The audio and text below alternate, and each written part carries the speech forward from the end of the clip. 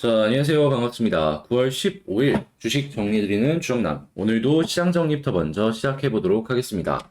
일단 뉴욕 증시는 전일 폭락에 따른 반발 매수세가 유입되며 3대 지수 모두 반등에 성공하였습니다. 이번 하락은 2020년 6월 11일 이후에 2년 3개월 만에 최대 낙폭을 기록한 데 따른 반발 매수세가 유입되는 모습이다. 이렇게 볼 수 있을 것 같은데 장중 변동성이 계속해서 만들어졌기 때문에 이러한 흐름이 아직 바닥을 완벽하게 다졌다라고 보기에는 어려운 부분이 있어가지고 좀 보수적인 관점으로 시장을 봐야 되겠습니다.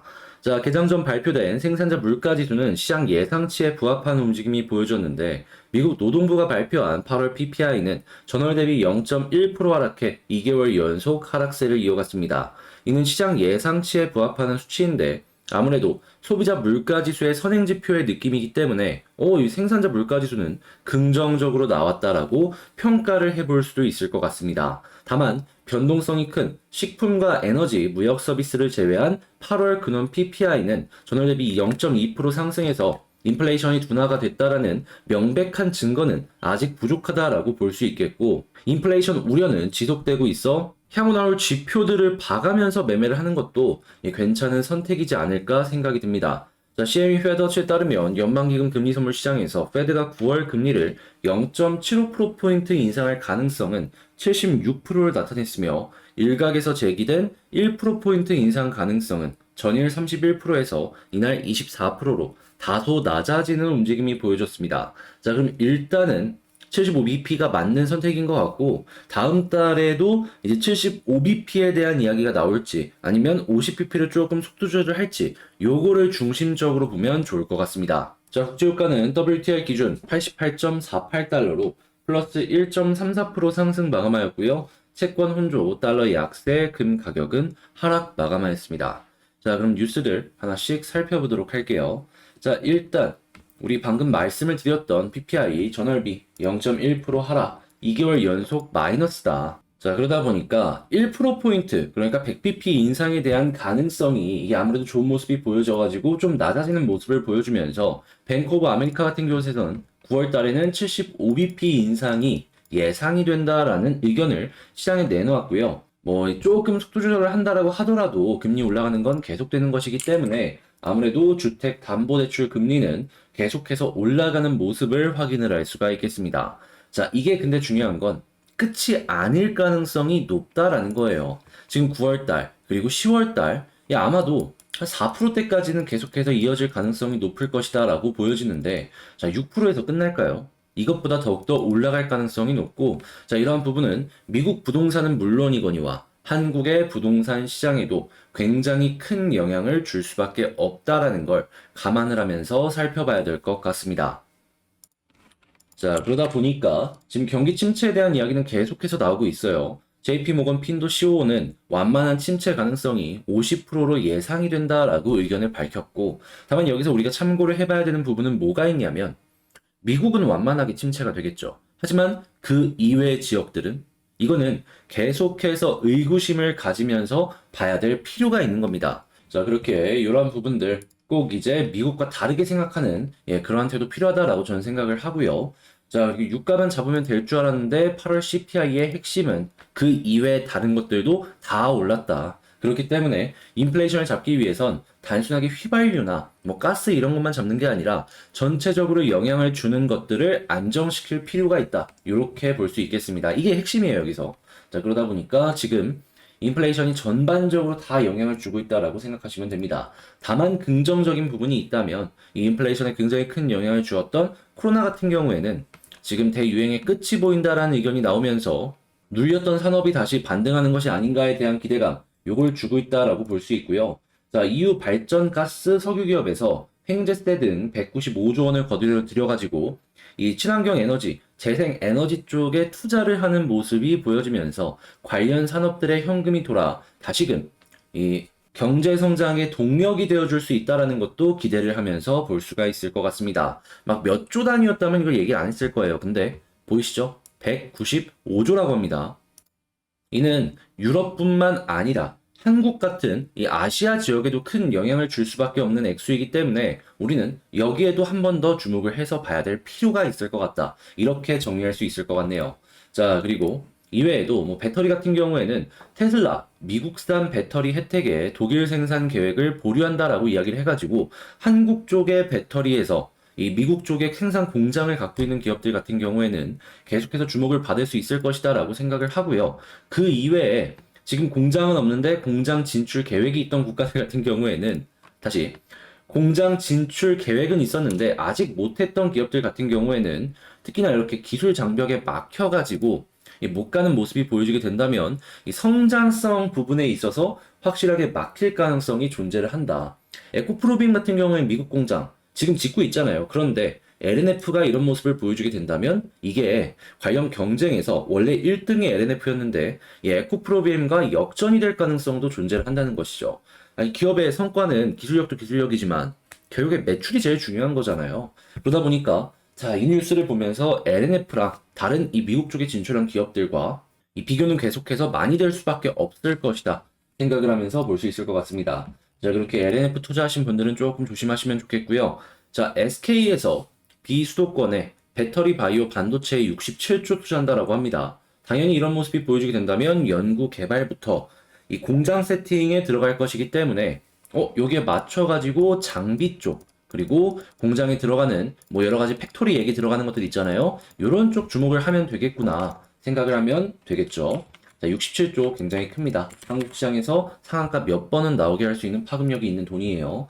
자, 그 다음에 도로 위에 광산 폐배터리 시장, 물량의 완성 차냐, 기술의 배터리냐, 승자가 누군지는 모르겠다. 양쪽에 다 일정 비중씩 투자를 하면은 뭐가 오르든지 간에 거기에 맞춰서 수익 나올 수 있으니까 평균값을 맞춰가는 방법도 괜찮을 것 같습니다. 자, 우린 뭐가 이길지 모르잖아요. 그러면 이렇게 똑같이 투자를 해가지고 그에 맞춰서 수익률 평균을 잡아가면 되는 거니까요. 자, 그리고 중국 때문에 핵심 광물 가격 폭등, 배터리 업체 초비상, 다시 한번 또 리튬, 뭐 반등이든 뭐든 얘기 나오고 있습니다. 자, 그러다 보니까 원가 전가가 안 되는 기업들 같은 경우에는 조심을 해야 될 수밖에 없다. 이 원자재 같은 경우에는 향후에 미국과 중국의 갈등이 계속되는 지금 상황에서 더 이게 심각해지면 심각해지지 완화될 가능성은 많이 낮아질 수밖에 없을 테니까. 자, 그렇게 이러한 부분들은 여러분들 좀 갈라서 봐야 되고 만약에 한국 쪽에서 정치 잘 못한다 하는 순간 요거 중국 쪽에서 수출 금지 같은 거 얘기 나와가지고 덤택이 있을 수도 있으니까 조심하시면서 봐야 될 필요가 있다. 이렇게 볼 수 있겠습니다. 이렇게 시장 정리 한번 싹 해봤는데 여러분들께 제 의견이 도움이 되었다라고 생각을 하신다면 구독과 좋아요, 알림 설정까지 한 번씩 부탁을 드리고요. 자, 방금 말씀드린 내용들 같은 경우에는 장 시작 전에 텔레그램 공부방을 통해 가지고 먼저 이렇게 안내를 드리고 있으니까 요거 한번 같이 보고 싶다라고 생각하시는 분들은 텔레그램 공부방 링크 제 영상 소개란에 있으니까 클릭 한번 하시고 입장을 하시면 될 것 같습니다. 자, 이렇게 드리고 있으니까 같이 한번 보시면 좋겠네요. 자, 그러면 본 영상 시작하도록 할게요. 자, 제가 이번에 가지고 온 종목은 두산 에너빌리티를 가지고 왔습니다. 현재 에너빌리티 마지노선 이탈 없이 위로 반등하는 모습이 보여주고 있어가지고 한숨 돌렸다라고 평가를 할 수가 있겠죠. 자, 이런 모습이 계속해서 이어지는 모습 보여지게 된다면 우리는 추가 상승도 한번 생각을 해볼 수가 있을 것 같은데 지금 핵심으로 꼽아봐야 되는 내용이 어떤 것들이 있는지 하나씩 살펴보도록 하겠습니다. 일단 알고 있는 내용이지만 특집 뉴스로 나왔기 때문에 한 가지 좀 보자면 자, 미국 소형 원자료 2030년 상용화 목표로 개발 및 건설 중에 있다. 이 국가 간의 이 지원 하에 이쪽 시장이 계속해서 커지고 있다라는 걸 확인을 할 수가 있는데 에너빌리티 같은 경우에는 이 소형 원전의 이 뉴스케일 파워 쪽에서 핵심 부품을 직접 납품을 하기로 했기 때문에 야 얘네 계속해서 건설을 많이 하면 할수록 이 판매량이 증가를 해서 매출이 증가를 하겠구나 이렇게 생각을 해볼 수가 있겠죠. 당연히 미국 쪽에서 이런 모습을 보여주게 된다면 유럽 역시도 따라갈 가능성이 높고 지금 유럽 쪽에서 가스 발전의 의존도를 낮추기 위해서 계속해서 움직이는 모습을 보여주는 걸 생각을 했을 때 SMR에 대한 수요는 앞으로 늘어나면 늘어났지 줄어들진 않을 것이기 때문에 에너빌리티 향후 몇 년 동안은 진짜로 이 돈 버는 건 걱정 안 해도 되겠다. 이렇게 생각을 해보면 좋을 것 같습니다. 자, 그리고 지금 풍력 발전에 대한 이야기들도 한 번씩 살펴보게 된다면 지금 우리도 할 수 있다라고 이야기하면서 인수합작의 쟁걸음을 재고 있다라고 하는데 두산 같은 경우에는 해상 풍력 우리나라 1등이죠. 거기에다가 최근에 이 전 세계 풍력 1등인 지멘스와의 이 협력을 통해 가지고 기술적인 부분의 아쉬움을 좀 커버칠 수 있는 이런 모습까지도 보여주는 그런 걸 확인할 수가 있습니다. 자, 그렇다라고 한다면 이러한 부분들도 한국의 다른 기업들보다 앞서 나간다. 이렇게 볼 수 있겠죠. 그리고 이 한국을 제외한 다른 나라로의 수출 역시도 기대를 하면서 볼 수가 있다. 이렇게 정리를 할 수가 있을 것이고요. 친환경 관련된 사업들은 앞으로 계속 커지면 커졌지 줄어들 예정은 아니니까 두산 같은 경우에는 방향 되게 잘 잡았구나. 이렇게 생각을 하시면서 하나씩 기대감을 갖고 보셔도 괜찮을 것 같습니다.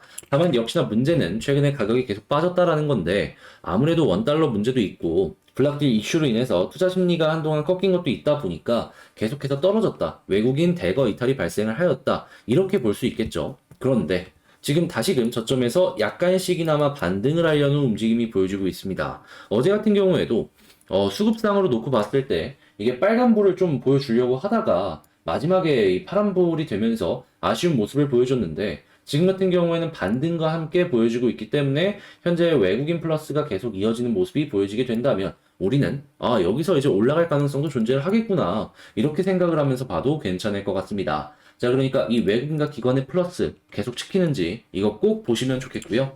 자, 차트를 그럼 이어서 또 보게 된다면 자, 현재 위치 같은 경우에는 이 마지노선 여기를 지지를 딱 하고 올라가주는 모습이 보여주고 있어요.